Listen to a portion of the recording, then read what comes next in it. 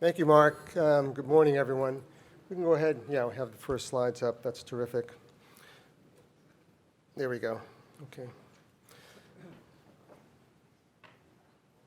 So I don't know if there's anyone in the audience that might need a big dose of humble pie, but if you do, just come up, step here for a few minutes and stare at our panelists today.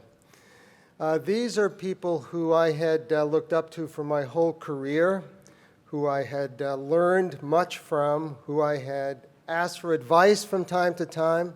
Most of that advice was pretty good overall. And who were role models for me when I started off in pediatric urology. And it's a true honor and a privilege for me to be asked to run this panel. Our panelists today are Barry Bellman from Washington, D.C., Edmund Gonzalez from Houston, George Kaplan from San Diego, and Alan Reddick, my neighbor from up in Boston.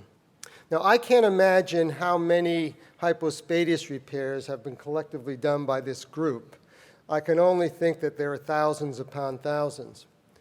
But I did have an opportunity to look over their CVs because I wanted to ask the question, what's the total number of peer-reviewed articles that they've published on hypospadias? And this is just peer review alone, not chapters or editorials or commentaries.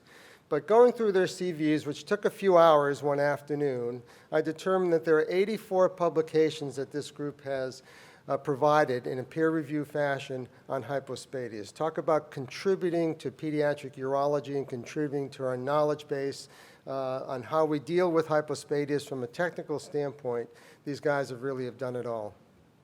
Now, the format of this session will be as follows. We'll spend about half of the time hearing from each of our panelists. I've asked them to relate to us their early experience in dealing with hypospadias, what their training was like for hypospadias, who their mentors were in training in hypospadias as well.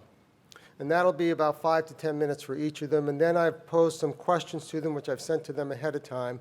And we'll go through as many of the questions as we can get through in this hour on the panel. So let's start off with Dr. Bellman.